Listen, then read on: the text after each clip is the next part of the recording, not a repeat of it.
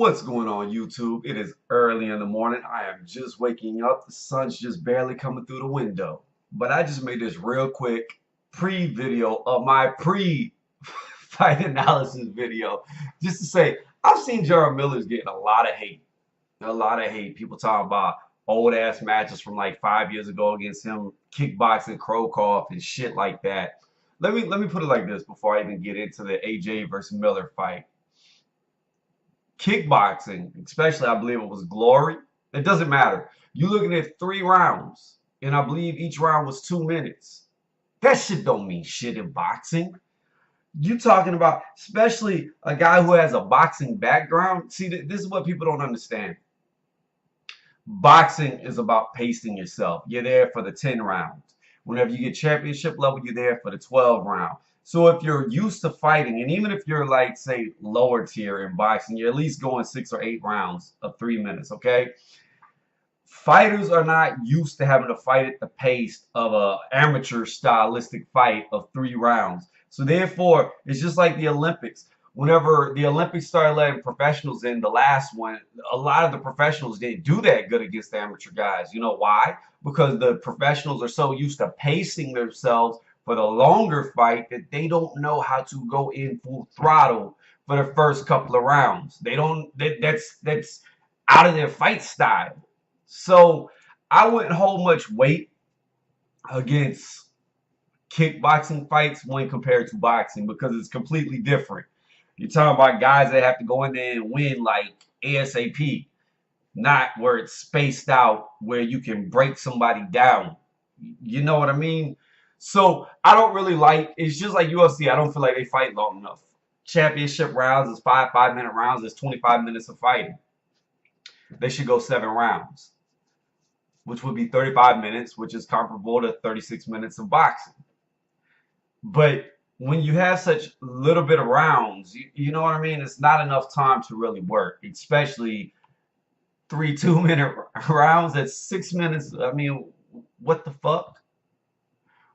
But anyways, getting off of that. Now we got Tyson Fury talking about he knocked Jarrell Miller out or knocked him down 7 times in one day and sent him back to the U.S. How true that is, I don't know. It could be very true. I know Deontay Wilder said a long time ago he beat him up and he went into a concussion, went to the hospital. They sent him flowers in the hospital. I know Jarrell Miller confirmed that, but he said he was dehydrated from coming from New York down south, which me personally, living in New York and coming down to the south, there is definitely a heat difference. I don't know if the gym was air conditioned, not air conditioned. I've never been Deontay Wilder's gym, even though I was in Alabama for a while going to college. But regardless, even if that be the case, Jarrell Miller today is not the same Jarrell Miller that was, say, getting knocked down 7 times in a day. Not the same Jarrell Miller that saw Deontay Wilder. Not the same Jarrell Miller that fought Krokoff, even though he was only 25 when that happened. It's not the same guy. We've seen him in the boxing ring. We've seen him coming up through the tiers. We've seen him take punches. Now, I'm not going to say he's fought the hardest competition, but we've seen him against competition. We've seen how he puts his hands up and he just comes forward and he takes the punches. Now, Tyson Fury knocking him down 7 times is possible because Tyson Fury never gets tired. He moves a lot, and I don't know how many rounds they were sparring. He could have got Miller into deep waters and got Miller tired because he's so fucking big. And, there's so many factors that go into it. Then I don't even like sparring as a gauge because the problem with sparring is you always have one person who wants to go harder than the other person. Normally, sparring is there to train people to get better, or you're training them to work on something. In other words, if you get a big guy like, say, Miller, you put a lighter guy in there who's really elusive if he's going to fight like a Tyson Fury, so he tries to hit the littler guy. He get his timing down, his footing down. But the problem is, a lot of times when it comes to sparring, you have people who have something to prove. So they get in there and they go full throttle against the other guy who's actually holding back. So the guy who went full throttle is like, oh, I could whoop his ass because I was whooping his ass in sparring, not knowing that the guy that he's sparring against is only going 60%, 50%, 40%. You know what I'm saying? So a lot of times that's why you see when people spar and fight, the one guy talking the most shit, like, yeah, I used to whoop his ass in sparring. I used to whoop his ass in sparring. When they get in there and do it for real, the guy who used to whoop the guy's ass in sparring gets his ass whooped. A lot of the times that happens. And it's because that dude's an asshole who's trying to go full throttle and not knowing while he's going full throttle, the other guy's holding back. And the other guy holding back is thinking the other guy's holding back, but the other guy's not holding back. He's going at you for blood. That's why I don't like sparring. Because most people don't take it as a training thing. They take it as an ego booster. And me being in gyms, I know that. You know what I mean? Like every time I've ever tried to spar with people, I've always held back. I've always held back. But I know sometimes people have come to me full throttle, and it was one rare occasion where I was already mad about something else. I was holding back, but he kept coming. I told him, don't hit me in the face again. But he hit me in the face, and then I ended up breaking his nose before the sparring was over. But the point I'm trying to make is sparring doesn't mean anything. Sparring doesn't mean shit. There's too many variables. Sparring, you got headgear on, bigger gloves. Like I said, you got one guy going 100%, another guy who might even be going 20%. You don't know. So to gauge things off the sparring is dumb. It's just like in the UFC. Who was that? I don't remember the guy that beat him. I think one dude's name was Cody. He had dark hair. The other guy, I don't remember his name, he had blonde hair. Beat the shit out the Cody dude twice. And where the Cody dude kept saying, oh, I used to beat him up in sparring. I used to beat him up in sparring. And then he got his ass knocked out twice by the blonde hair guy. You know what? That's because the blonde hair guy obviously wasn't going full throttle on your dumb ass. Now that y'all are in there for real, he beat your ass twice, put you to sleep twice with ease. So all I made this video really to say is y'all cannot go off the sparring, especially sparring from years ago, because that has no indication on how good somebody is today.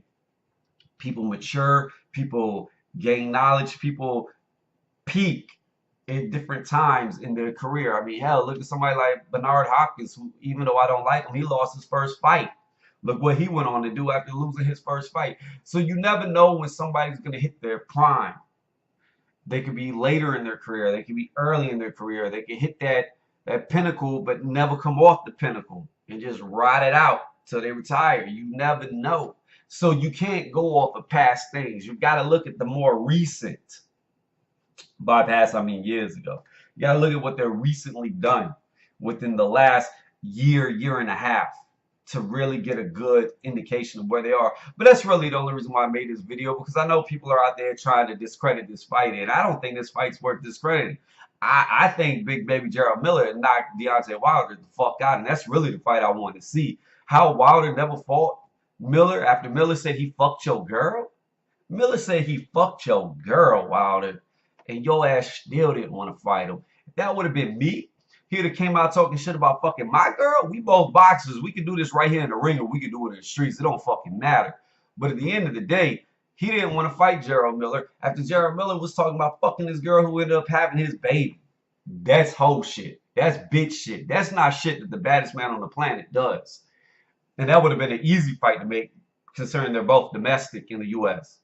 But let me get off of that. I think the AJ Miller fight is going to be an interesting fight. I think it's going to be a good fight. I'm going to put my pre-fight analysis down, who I think is going to win, how I think they're going to win, and what I think each fighter needs to do to win. Once again, I have done these before in the past. You could go through my library, see them, as long as they're still there. A lot of my videos have been flagged by the LDBC, so I don't know what's still there, what's not still there.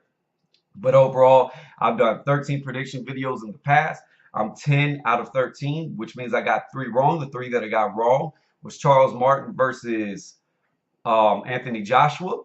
I've been was saying that Charles Martin was a prospect from America, and then he won the belt. He lost the belt to AJ. I really didn't see much from AJ, but I've seen AJ improve.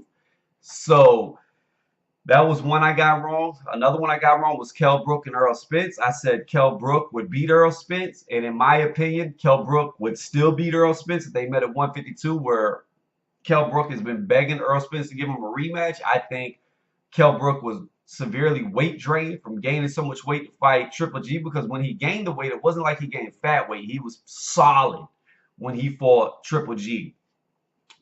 And In my opinion, Kell Brook was schooling the fuck out of Earl Spence. He was hitting him left and right. But you can really tell when people are weight drained when they don't have any power. And whenever Kell Brook was hitting Earl Spence, you can see he just lacked the power that he used to have. I mean, you're talking about a guy that can knock people out, a guy that can back people up, a guy that was backing up Triple G. He was times looked like he hurt Triple G, even though he got knocked out by Triple G. And I even said Triple G would beat Kell Brook because of the weight disparity. But I also said that Kell Brook would do extremely good, and he did. He showed weaknesses in Triple G. But back to the point, I was wrong about that fight because at the end of the day, Earl Spence knocked Kell Brook out, regardless if he was weight drained or not.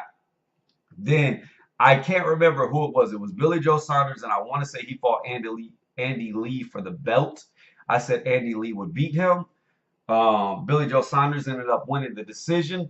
I disagree with the decision. You can look at the punch stats and see that Billy Joe Saunders was outlanded in that fight.